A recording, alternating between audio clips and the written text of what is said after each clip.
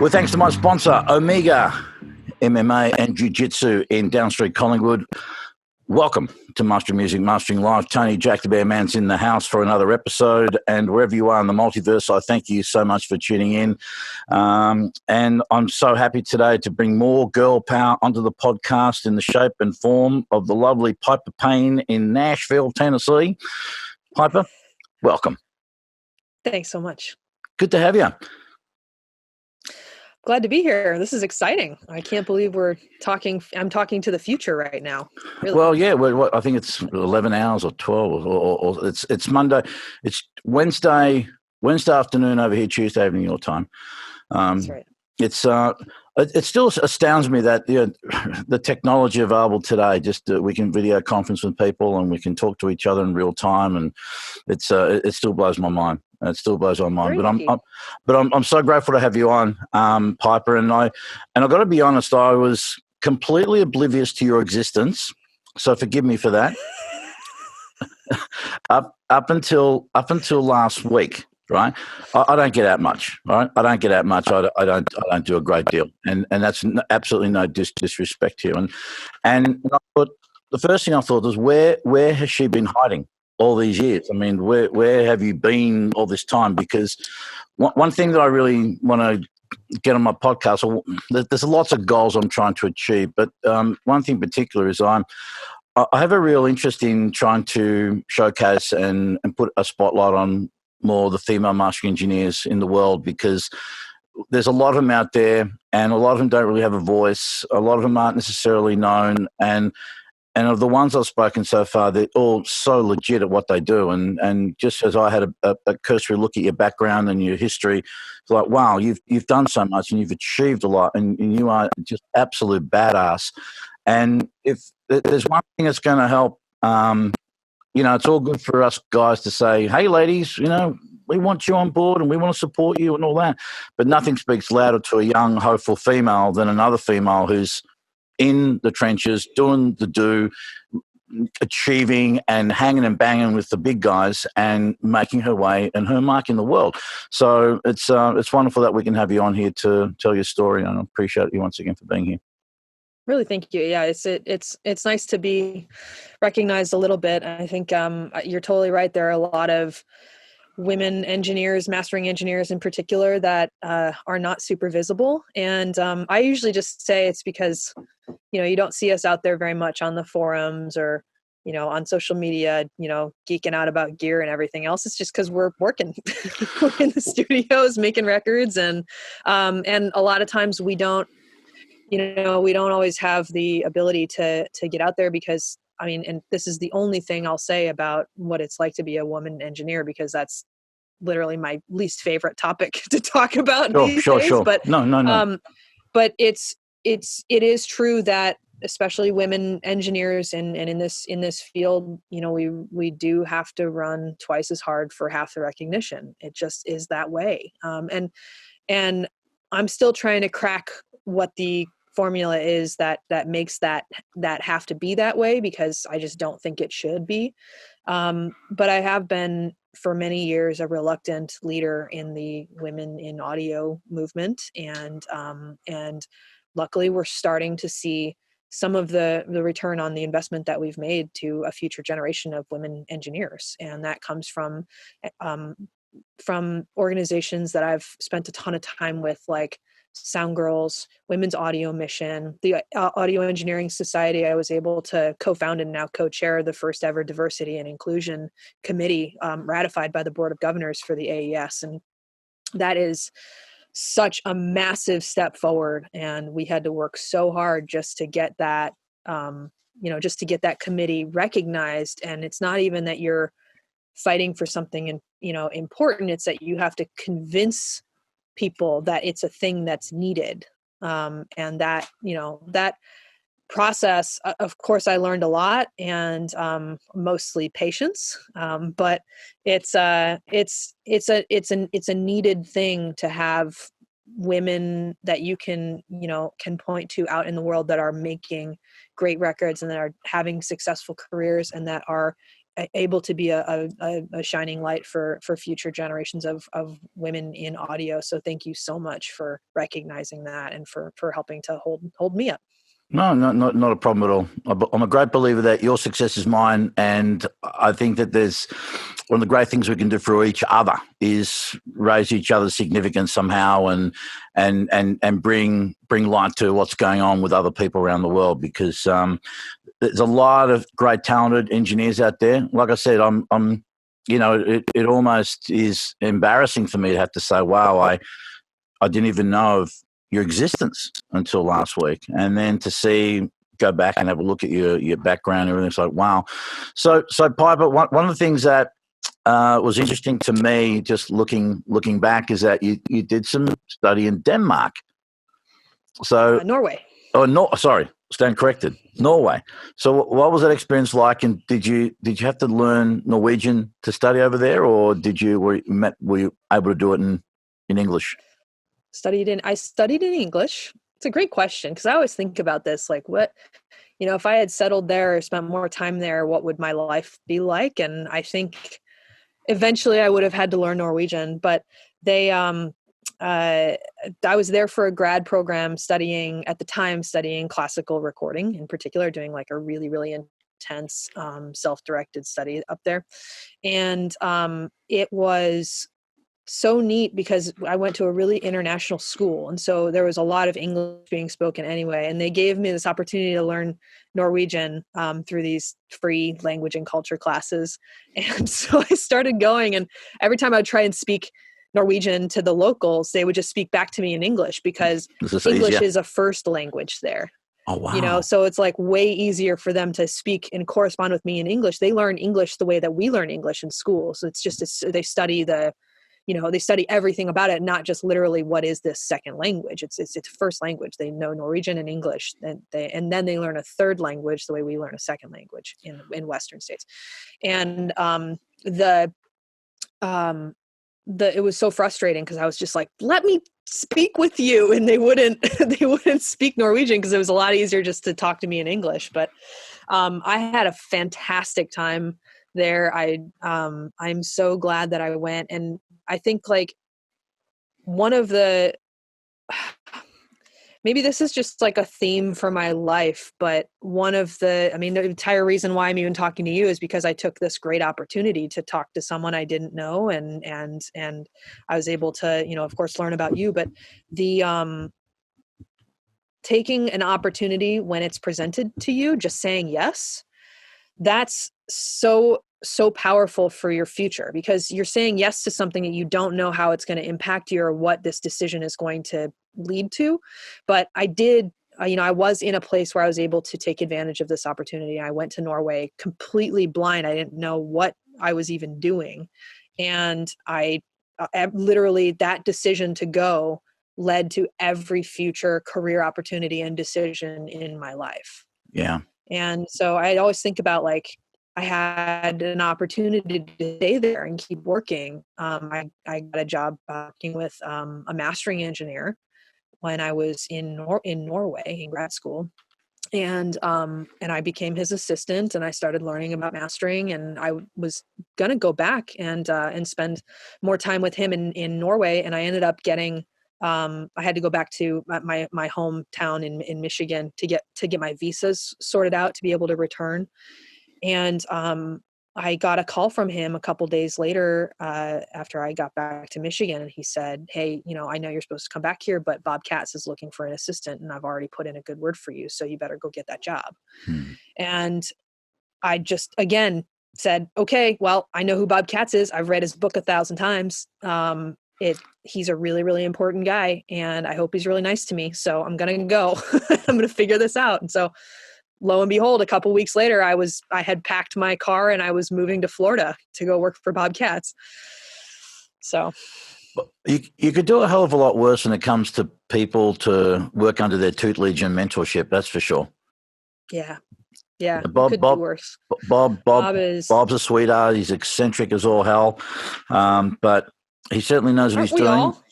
I mean, aren't we I think all so. to do this? I think to be a master engineer, you got to be you got to be cut from a different kind of cloth. We're all weirdos in our own respective ways, with our own nuances and personalities. But I don't think I've ever met a mastering engineer that was just normal, for lack of a better term. We're all half normaled. No normalization. No normalization. No normalization. No pun intended. So what were the puns intended? Come on. All right, puns intended. Tell me what were the big takeaways working under Bob? How did the influence of working under him influence you and your workflow and your approach to mastering? Well, I mean, I just had this incredible opportunity to work with Bob, and I ended up, I do regret leaving a little bit earlier than I should have. I got an opportunity to go to the BAM Center, and I thought I was going to just be up there for a few months, and maybe I'd be able to go back and work with Bob. But I ended up staying in Canada for a lot longer. But I worked for Bob for just under a year, and it was the most intense time, I think, of my life, pretty much up till when I turned 30. It was an incredible experience working for him, because there is not one moment of the day where Bob isn't on, like, going. His mind is so fast, and so, like, he is 20 steps ahead of you. Yeah. And, like, even if you're a pretty sharp person, he's just like, he's already figured it out. He's already gamed out everything that's going to happen, and how it's all going to work, and all the crazy things that need to go together. And he had me working on a really in weird project, taking the old SADIE systems that we had been working on up till then, and getting into Sequoia. So I was in there during, like, a really important transition. And I just learned, first of all, don't ever turn your back on technology from Bob, because Bob is, Bob has already figured out how to fix 3 computers in the future. Yeah. And so anything that you're doing on this computer, he already knows everything that's going to go wrong or potentially go wrong. And that was back when we were still making, burning CD masters. Yeah. And just coming out of, some older, what we would consider archaic technology now. And so Bob taught me, like, don't ever shortcut anything. You never, ever skip a step. When you're reading through your metadata, when you're making your DDPs, you check every single letter, every single piece of punctuation, every single space. There is no reason for any sloppiness when it comes to mastering, and our entire job is quality control. And those are the things that I really, really learned from Bob. And then also, like, how to get a computer system to do what you really want it to do, even though it's not really spec'd out to do that.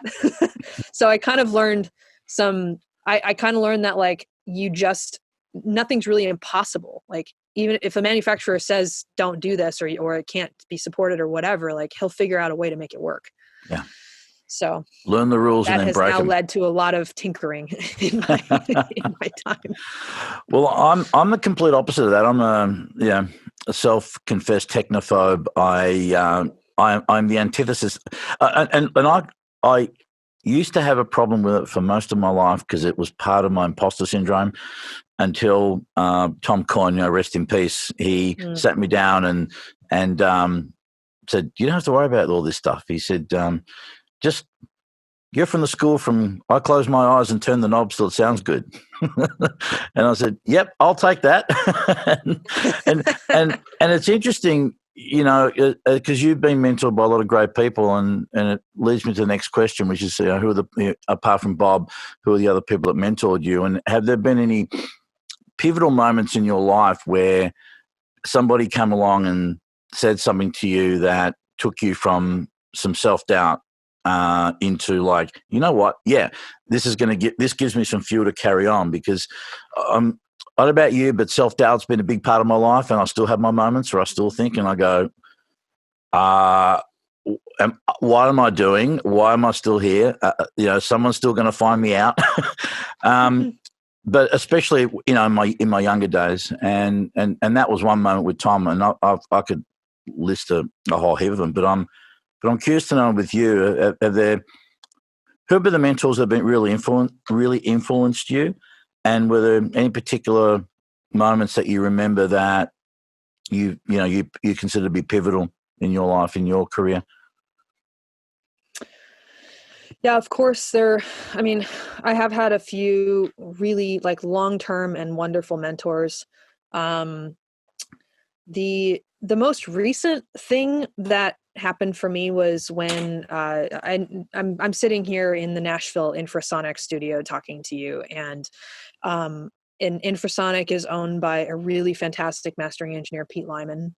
And Pete's been a great friend for a lot of years. And when I was looking to, um, I had already built a clientele in San Francisco. I worked for another studio there for a long time.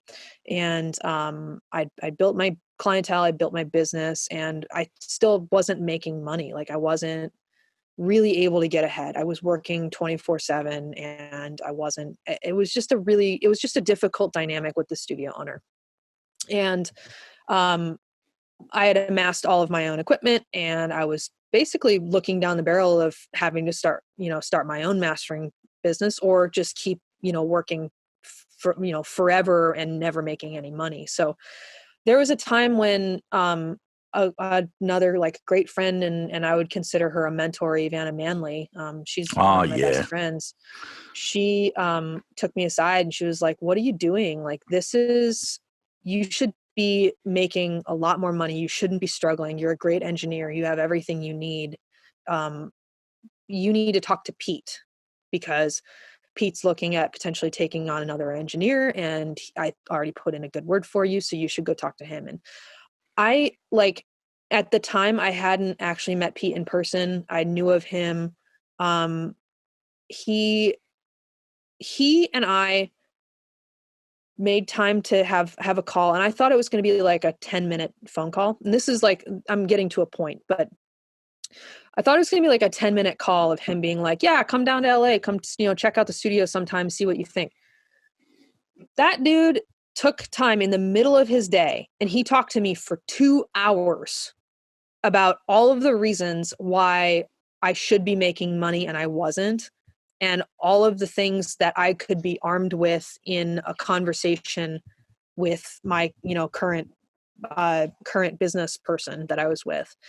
And he took that much time out of his day to talk to me, and that was like a huge realization because I was having so much self-doubt at the time. I had been in this difficult situation for years at that point, and I couldn't see the forest through the trees. It was just so difficult for me to even make choices that were good for myself.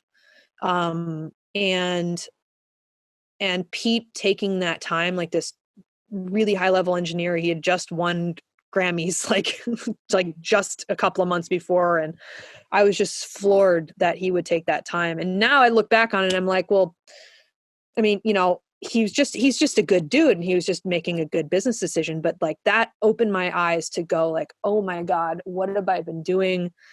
What was I thinking this whole time? I am worth more than I've been paid so far. And it's time for me to take all of my things and go walking.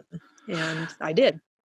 Yeah, that's beautiful to hear. That's one of the toughest things for all of us, I think, is recognizing our own sense of self-worth, and particularly a lot of the younger engineers that I mentor, quite often I get asked, when it comes to price structure and negotiate, not to shortchange themselves. And it does take courage to initially take that step to go, okay, you know what, I know my self-worth and I'm not going to be afraid to put it out there because, the world's about perception. And I'm a great believer that we train people how to treat us.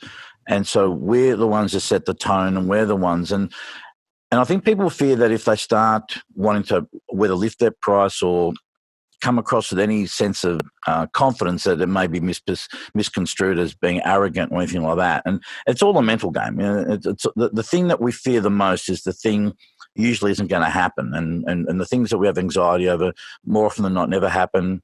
And if they do, never to the same degree that we think they're going to happen. But I think it takes a lot of guts and it takes a lot of courage to stand up and say, hey, listen, this is what I'm worth. And there's so much power also in being able to say no to people and no to situations, even though there could be a short-term gain, playing the long game and not being seduced perhaps by, this is a great opportunity, or this is this band, or this is this producer, or this is this thing. If you're going to get walked all over, and you know that you're getting the shit into the stick, probably better to walk away. Hard as it is, but good for you. Kudos to you for doing that, because no one can do that but yourself. I mean, we, even as mentors, we can lift people all day long, but until they're ready to take it on and to receive that and to believe in that, no one can do it for them. Yeah, I mean, one of the, okay, this might be controversial. I don't know. We'll have to see how this goes. You may have to edit this out. But one of the biggest eye-opening experience I had to go out and start my own mastering firm was, I had a client take me out to lunch after I had done a pretty big project for him. And he said, "So how's everything going? How's business, all this stuff?" And he and I go way back. We've been great friends for a lot of years. And I just he was like, "You're so down. What's going on with you?" And I was just like, I'm not making any money. Like, I don't know what to do. I can't charge more because I'm not allowed, because I'm not the chief engineer. I can't, I can't charge more. I can't work more. And I also can't really pay my bills. And he looks at me across the table and he's like, "You mean to tell me that this motherfucker hasn't been I bring my business to you. I don't bring my business to the rest of the company. Yeah. And you're not making money off of me. So I am just going to be honest that if you're not making money, I don't want to send all of my business there anymore." And that hit me hard, because I'm like, oh God, if I'm going to lose business over all of this, and it's my reputation and everything else, then I really, really need to make a change. So. Well, I don't think that's controversial. I think that at all. I think it's a reflection on you, and I think it's a sign from the universe just telling you, "Hey, I got some self-worth here," and give you confidence to be able to say, "I can stand on my own 2 feet, and I can go out and I can do this thing." Because the first step's always the hardest, I think, in setting up your own kind of shop, or getting into something bigger and better than where you are. I tell a lot of kids, I said, look, the best way to get your foot in the door is to build your own door and put your own foot through that, and build your business and build your relationships. And it's a long haul. It's not going to happen overnight. I think one of the, I don't want to say problem with kids today, because you can't blame them. You can say that. I'm a young dinosaur. Yeah. Well, it's the thing is that we were, my previous generation was saying the same thing about us, but I got to remember that kids today are living in the world that my generation and previous generations had bestowed on them, if you know what I mean. So they're living within the limitations or confines of what they got. But look, even when I was younger, I wanted things to happen very quickly, and you can't force a flower to bloom.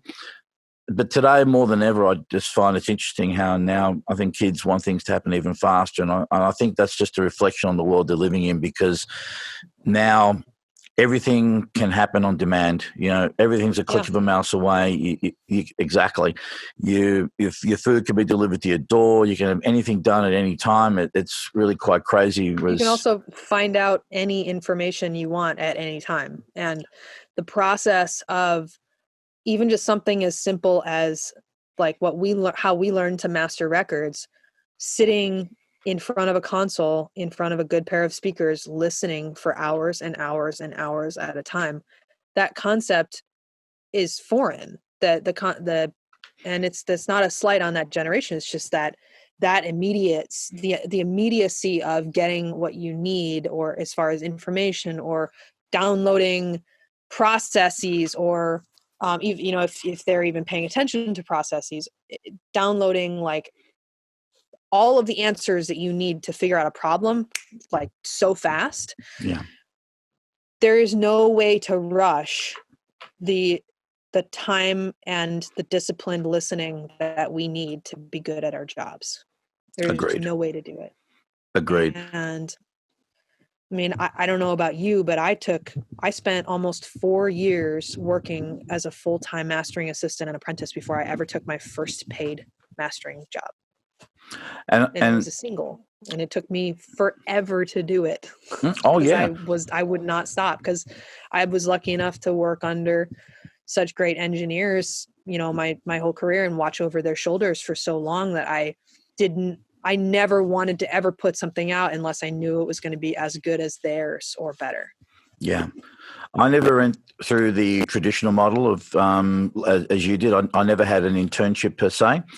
I was a self-starter who basically went through lots of different studios, and I was fortunate that I got to meet lots of different people and observe, and that's how I learned. My schooling really was in observation, in just watching what engineers were doing, looking for patterns, looking for sequence. Also, it was again, one of the great lessons for me was how an engineer would conduct a session. And back then, when there was a lot more attended sessions going on, interaction with clients and dealing with people. And for me, one of the great things, Rick Essig, I guess my main, hang on, no, I got a gift from Zoom. Running out of time, we removed the 40-minute limit. Oh, thank you, Zoom. Aren't you gorgeous? So Indeed they are. Indeed they are.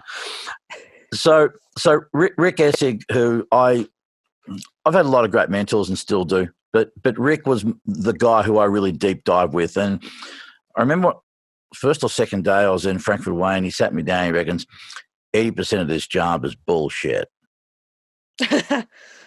and I looked at him like a puppy that you've shown a 3-card trick to, So what do you mean, bro?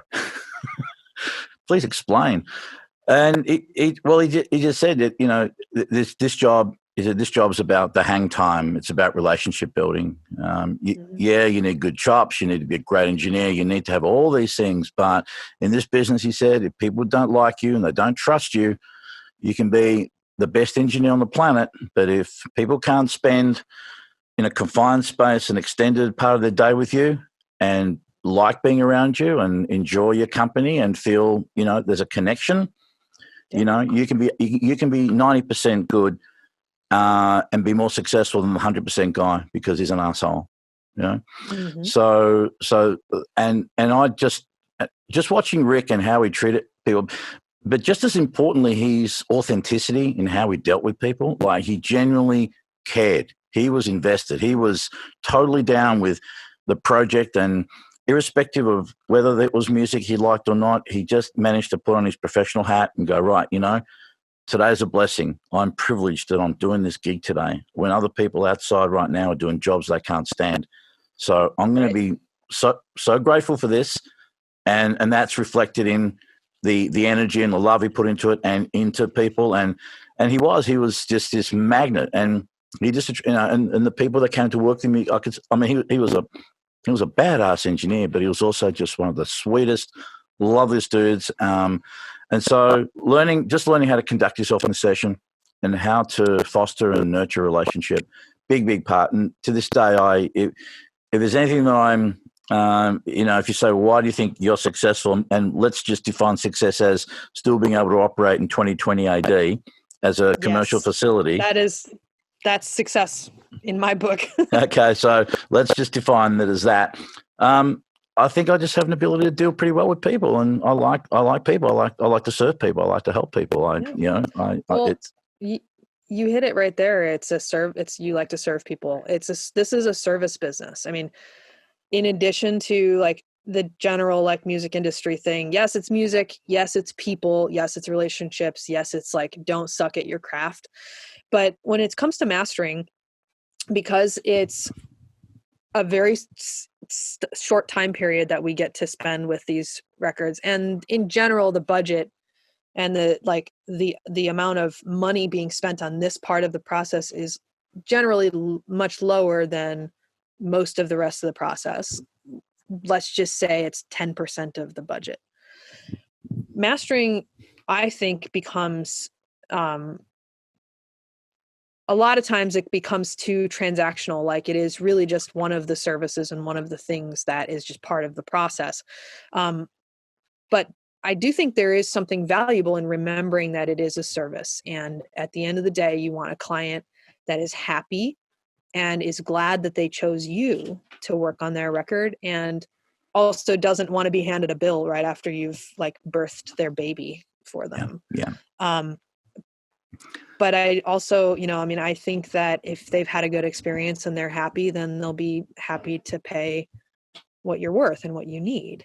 And that's a thing that's taken me a really long time to find confidence around and do, because I just love mastering records and I love spending time with people and I love being of service to the project, and I love being a creative or, a technical facilitator for their creative process. And every minute that I do get to spend in the chair is awesome.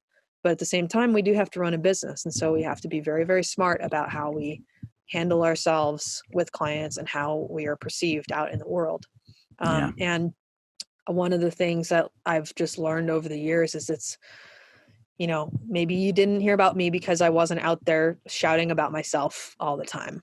But I think that it's a lot more important and a lot more of a lasting and enduring reputation is to have a bunch of little megaphones out there in the world talking about you. Agreed. Rather than one big megaphone at your face talking about all the things that you do. Yeah, It's better to have a lot of little whispers. Look, I agree. I think people will always do your bidding for you. I've had a discussion quite a bit with, again, a lot of junior engineers, and they're afraid to put themselves out there. And I think one of the greatest prisons we have is the fear of what other people think about us, whether about what we're saying or how we look. And I know for a long time before I started putting videos up, I felt awkward, but the only way to get good at something is to just do it and just keep at it. And in the context of being a mentor, I felt it was important for me to do these kind of things, because I think it's important to be seen at least as being congruent and consistent in what you say. You're not perfect. You don't have a halo over your head. I certainly don't. And I certainly don't profess to be a saint. If anything, I'm quite the opposite. But at least I try to be, as I say, just congruent, and including all my flaws and all my foibles, and of which there are many and varied. But the kids they're just afraid about how they're going to be perceived amongst their peers, because they want to be cool. But I agree with you that ultimately other people do your bidding for you, and there's nothing like word of mouth. It's the best marketing you're ever going to have, better than any social media campaign that you could conjure up, because it comes down to this thing of everybody loves to buy, but nobody wants to be sold to. So when someone can come to Piper Payne already, referred to by someone that they trust and they know, with a track record and with something there, immediately they come to you, and then that pretty much almost eliminates the fact you got to sell anything.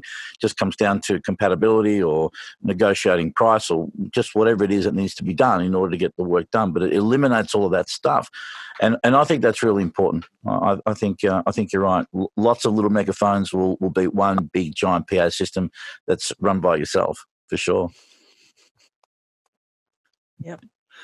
Hey, so tell me, let me tell you how I found out about you is through this Waves seminar and thing that you're doing. So tell us about that. Tell us about how that all came about, and do you enjoy the teaching aspect of doing things as well as the actual craft and mastering in itself?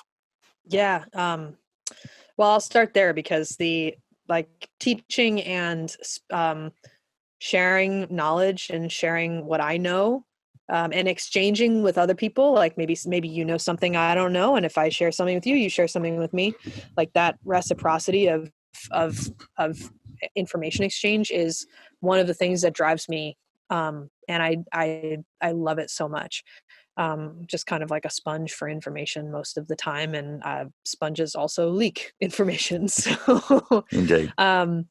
I've been a teacher for a lot of my life. I've spent countless hours tutoring drum students since I was I think I was 8th grade when I took my first drum student on, and I ended up building up a little drum lesson business in Southeast Michigan. And I had the corner on the market. I would teach like 24 students a week. Wow. And all the way through high school and college as well. And that was how I started being able to buy my first chunks of recording equipment.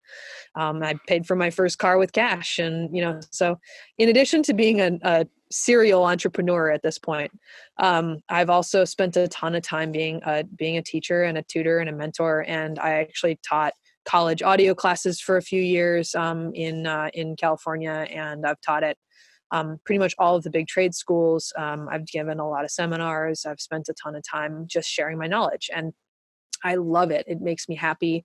And so I've been working with Waves on a bunch of different projects over the years. And my buddy, Michael Pearson Adams, had reached out and said, "Hey, we want to do a mastering seminar, and we want you to do it." And I said, "Okay, of course, let's do it." And so we picked a date, and he started, I think he started the marketing for it like 6 days before.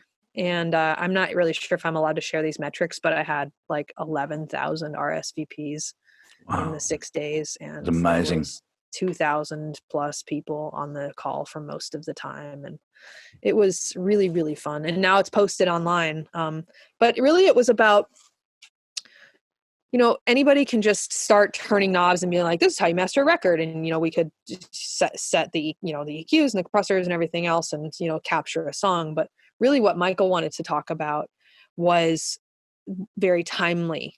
Most of you that are watching right now are home working out of your own studios, probably might master your record with a professional at some point, but also maybe you can't afford it right now, and that's okay. So here are a few tips and tricks and a few things that you need to keep in mind if you do have to master your own stuff. And then the other half of it was, okay, now that, once quarantine's over and we're all making money again, like, here's how you prepare for a professional session. And this is what you send to the engineer. And then I did a little quick, dialed in a master, and Bob's your uncle. Yeah. But one of the cool things about it was just the amount of, I was just floored by how many people signed up and wanted to hear me talk about mastering and my, my craft and what I do. It was really, really humbling and awesome. Yeah, I think that one of the for as far back as I can remember, even going back to the old Glen Meadows mastering board days, one of the things that really grates on me is that the whole black art myth that surrounds mastering. It's not. Well, it's not, and I've always wanted to lift the lid off what gets done here, because people think there's some kind of voodoo going on, and but we're not gatekeepers to any secret society, and I know there are some engineers that get very precious about their work, in the same way that over time we've seen recording engineers, there's fewer recording engineers. Well, basically a bigger DIY market. So people come in, they get savvy at recording and capturing sounds, and then of course mixing is the next stage, and so they spend quite a bit of time. And so the next thing that is to be conquered is the mastering end, and some engineers get really just really precious about that, and feel like it's like, now you kiddies shouldn't be doing this kind of thing at home. Yeah, but that's driven by fear. Absolutely. I couldn't agree more. And insecurity. I couldn't agree anymore. And I'm a great believer with my clients is if they ask me a question, now, of course, they're never going to replicate what I do here, no matter how many photos and videos they take. But at least if they understand the process, I think it's important that the clients understand what you do, so that they know not just what can be achieved at this end, but what can't be achieved, so that then they can go back and they can make a better record. And yes. If we have that great relationship if we can help them make better records, better mixes, then it allows us to do what we're meant to do, which ironically is less, to create a better outcome. You know, so what if they know how to do it? You know, sometimes they can't afford it. I had a meme once up which said, you know, the day I get upset at someone using an online service or doing their own thing will be the day, you know, a chef would get pissed off at me for having the temerity to scramble my own eggs. You know, just let these open the doors, lift the lid, share the knowledge. And because sometimes a client will come to me with an idea that I never thought of, you know what I mean? Because they've got half a clue as to what's going on. And I think that's very helpful. Yeah. I mean, I just think that fear never drives opportunity. Agreed. And if you are constantly worried or insecure about somebody else maybe taking your job or whatever, then maybe you're not that good at it. I don't know. It's Totally. just, I mean, of course there's like blind insecurity, but like you hit the nail on the head. If they're going to try and do what I do, they're probably not meant to be my client anyway. Yeah. And it took me a lot of years to get to the point where I could say like, oh, that person's just not going to be my client. That's okay. Because I always want everybody to be happy all the time. And I want to master every record ever, but that's just not a reality. And that's why those online services exist. And I've never lost a job to an online service. In fact, I've remastered many records that someone tried out online first and then came to me and said, you know what, you're better. Let's do it. Yeah. I think sometimes it does hurt my heart a little bit when I get those emails, but it's what it is. See, I don't get hurt by that at all. I feel like it's you got to let them go. It comes back to the old. No one wants to be around anyone who's needy or codependent. It's like, why are you doing this for? Go. And if it's better, well, then I guess it's better for you, you know. But I think it's important that people are allowed to go and do their thing. Not because you don't care or you're being apathetic about them. Of course, we care and we want them in our team. But sometimes you just have to allow people to go out and find out for themselves rather than you trying to convince them that, you know what, maybe this is such a good decision. You know, the amount of clients I've had who, well, not just online, but have gone overseas. We want to work with this guy. And I'll pay 5 times as much, well, for example, to do it. Who am I to get in their way? Because who knows, they may not get to do another album. They want to be able to sit on the porch with their grandkids and say, hey, you know, your grandpappy got to work with, you know, Bob Ludwig or George Marino, rest in peace, or Ted Jensen, insert heavy-hitting A-listing legend of, you know, who am I to get in their way? But then they go, they have the experience, and then they go, you know what, we've had that down. We're fulfilled. We've done that. We've ticked that box, and now we're happy to come back. You got to let them go. You got to let them go and experience it. You know, no one wants to be around a needy person. Nope. Yeah. Well, I mean, getting back to a little bit though about like the online services and stuff, and there was so much outcry and so many people that were really freaked out about this stuff when it first came out. And I've always just had the thought of, you know, there's never going to be a robot that's going to do a better job than a human. There might be more repetitive wins that a robot could do, you know, more precisely over time, many, many, many times. But when it comes to art and listening and feeling, a human will always win. And agreed. I just think that having those services available means that there are a lot of times that I'm not going to get lowballed, or I'm not going to get, you know, maybe get my hopes up and get considered for some giant, like some giant library project that is not going to ever be mastered by a human because they can't afford it. They need to do 300 tracks by tomorrow. Then yes, call Lander. Like you can't you can't afford it, and you need it faster than any human can do it. So just fly, go do it online. It's okay. Well, I think those people like Lander and e-mastering and any of those AI-based, they have a right to exist in the ecosystem. The most of the people that will use them are not my clients. I'm not interested in competing for their business anyway. And you know what? I've often said, I wish I'd come up with the idea. I really do, because from an entrepreneurial aspect, those guys are sitting on a great business model, and I'll be doing this podcast on my yacht in Saint-Tropez right now, and not in my studio in Melbourne. So I got to give the people credit for coming up with a concept and at least giving them that, and yeah, it's providing an option. It's sometimes people just want a hamburger, and other times people want filet mignon. Yeah, totally right. I mean, I want a cheeseburger all the time, but. So listen, just tell us a little bit about what we got you, because I try not to get. Tell us about the studio, what you got in there, because sometimes people say, talking like tech shit, but this is not meant to be a tech podcast and a tutorial based podcast. But tell us about the studio, what you got in there, and what are your favorite toys? Yeah.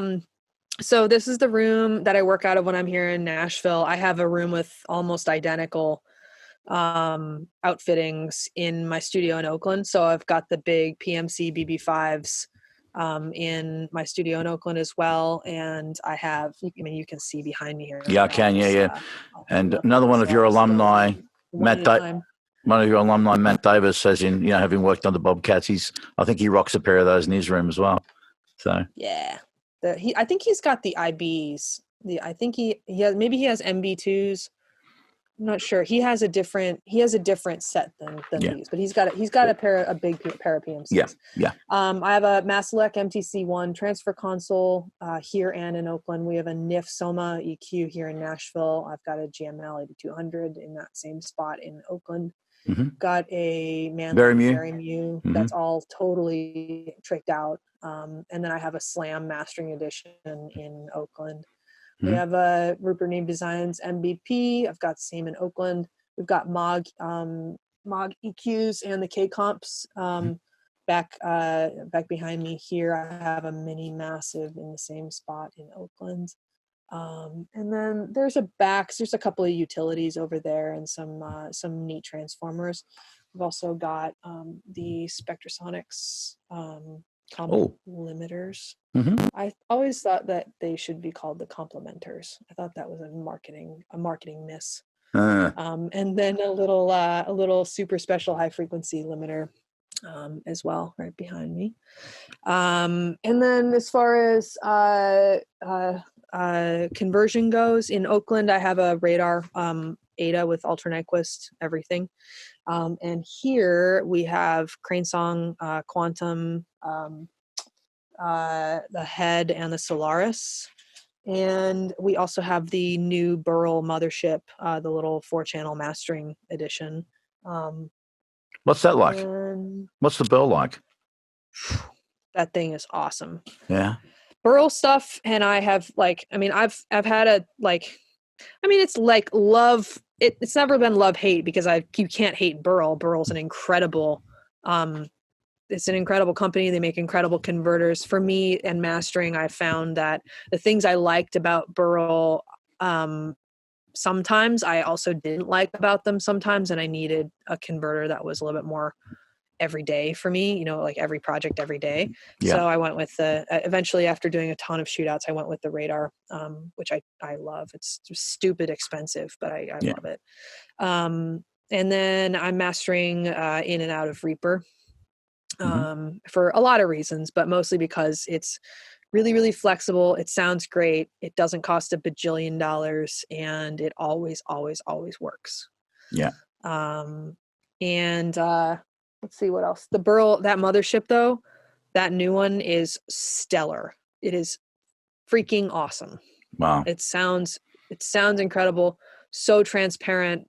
A lot of life, but at the same time, it's true. It's not, there's nothing hyped or weird about it. And I always kind of felt previously like the old Burl stuff sounded good and clean, but it was never like as clean as, say, Cranesong stuff, or as clean as, I don't know, Prism, or I was going to say like the Bricasti DACs were insane. And I could never really get what I was looking for out of the Burl stuff. So, but that B16, you should check it out. Yeah. It's pretty great. Yeah. Well, and then, radar. I'm working on a cute new little project with them, and I'm about to give them some listening tests. So Cool. I'm excited about that. Yeah. And Very, then we've got a bunch of tape machines and stuff over here. Yep. So we've got, there's a 102 there, and then there's a MCI. custom, Atari? there's a custom that's MCI. an MCI, but it's a Mara machine. But I don't know if you can see, it's got a custom tape path for the preview for the lathe. So we are one of the very few studios that can do a AAA mastering process. So analog all the way through. Yeah. Yeah. And then do you find you use a lot of, I could do you find you're still getting requests for tape, or you're using tape a bit these days, or is it? I master for tape.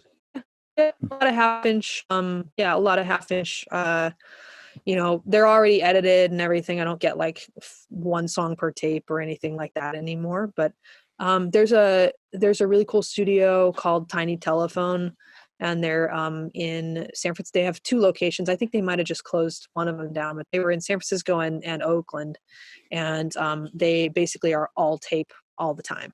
Wow. It's a little difficult sometimes to even get them to make records that are not on tape.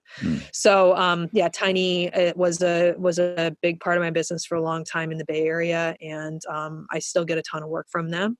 But yeah, they would send tape over, and also 513, I get work from them in Arizona a lot, and they do a lot of records on tape. Cool. Mm-hmm. Well, Piper Payne. Maybe at the end here, I'll walk you around and you can see the lathe. It's an a Neumann AM32B, but it's all been tricked out with a whole new do you want to give us a system? Do you want to can you give us a little quick look now for the viewers, or is this something afterwards? You can, that would be really cool. Yeah, let me stand up and get myself over there.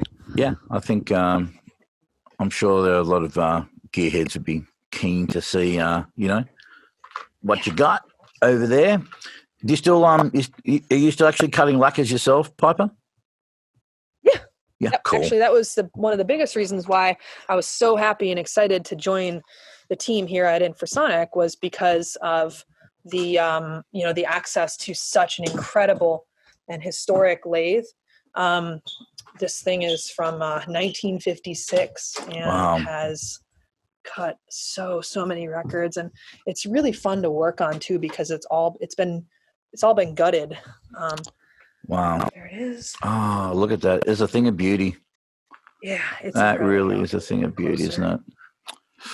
Yeah. But it's neat because we have cameras that go to it. So we can sit in the mastering room and, basically do everything except for, do the drop the head and lock the half knot. I mean, everything else is all able to be done with a remote control. Damn.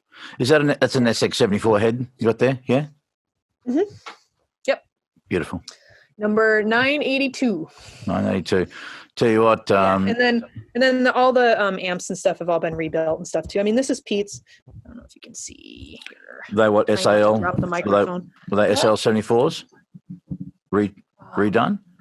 They've all been redone. I don't even know if they have actual the same. If they even have guts. Model numbers at this point. Mm-hmm, mm-hmm. But yeah, it's this is Pete's baby. He was given, well, not given, but he kind of inherited this thing from Richard Simpson, who was his mentor for a lot of years.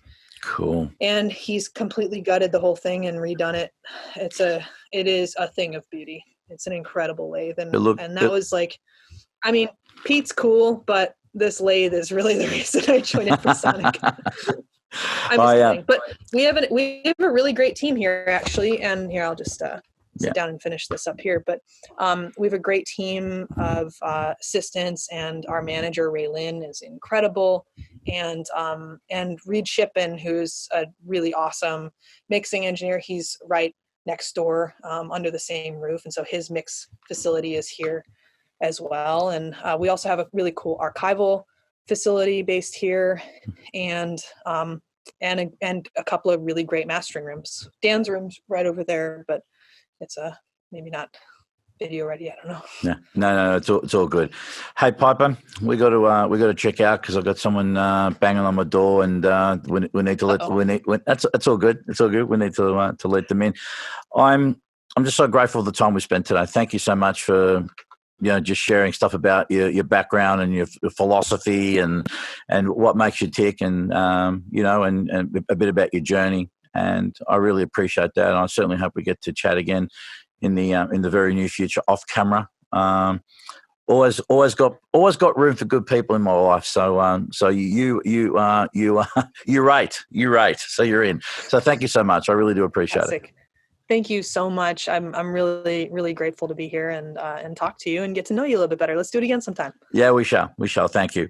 So with that, I want to thank Omega MMA Brazilian Jiu-Jitsu, where we're not training at the moment because of COVID, but we'll be back on the mat very, very soon. So thanks very much to them for sponsoring me, George Soteropoulos, UFC veteran, badass, great guy. We're a family-friendly club. We're female-friendly. We've got kids' classes, whether you want to do Brazilian Jiu-Jitsu, grappling, wrestling, kickboxing, anything like that. That's the place to be, 6 Down Street, Collingwood.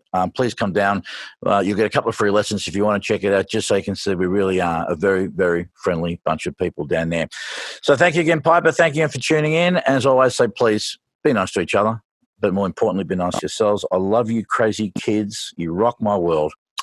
We'll see you on the next episode. See you guys. And that's the podcast. That's so great. I guess I didn't really know that you were sponsored by BJJ. I trained at a Gracie gym for quite a while. Oh, there you go. Yeah. I've done martial arts pretty much most of my life. I did a lot of karate as a kid. My 2 youngest kids did it with me for 11 years. They went through, which I think served them very well. My young guy right now is just doing a little bit of wrestling and grappling. Awesome.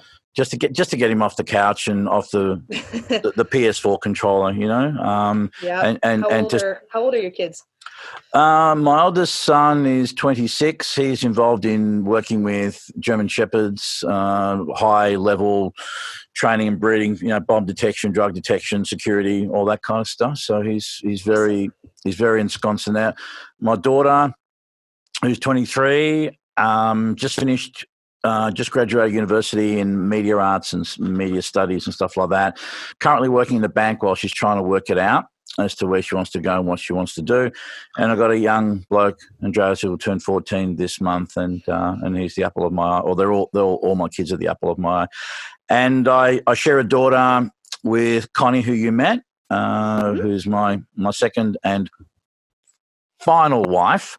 I was going to say last. And that's no disrespect to my ex-wife. She's a lovely lady. She birthed 3 children for me, and I will always respect her and love her to the day I die for her, as well as putting up with my bullshit for 17 years.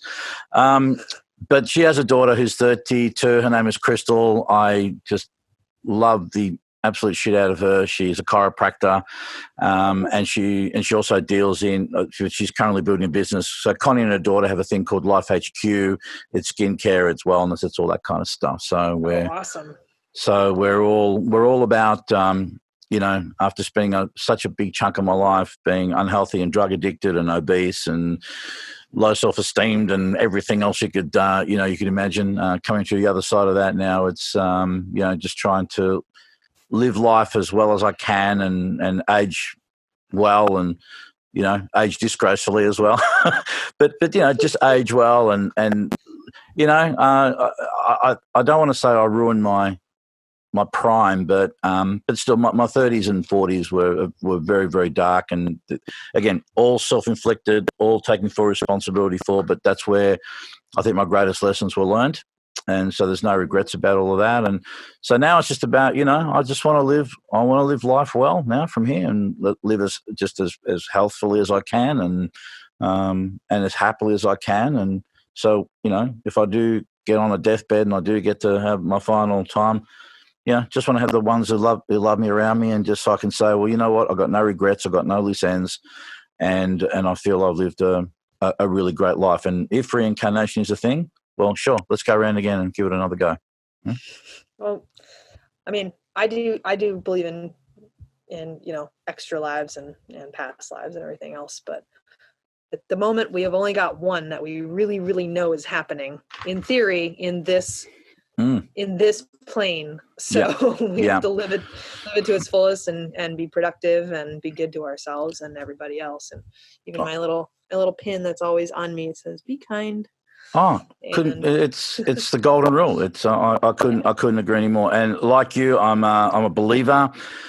I remember at the age of, I think when I was 28 or 29 was the first time I sat down when I really asked myself the big questions of, what is this? Why am I here? What's the purpose? What the hell's going on? And it's been a long and ongoing journey. But I think that when I had my first experience with DMT about 11 odd years ago, that's when things really set me off on a completely different trajectory in life. And even more recently, early this year, I had 5-MeO DMT, which is the toad venom, and that was the most beautiful and healing experience of my life. I still get emotional. I think about it.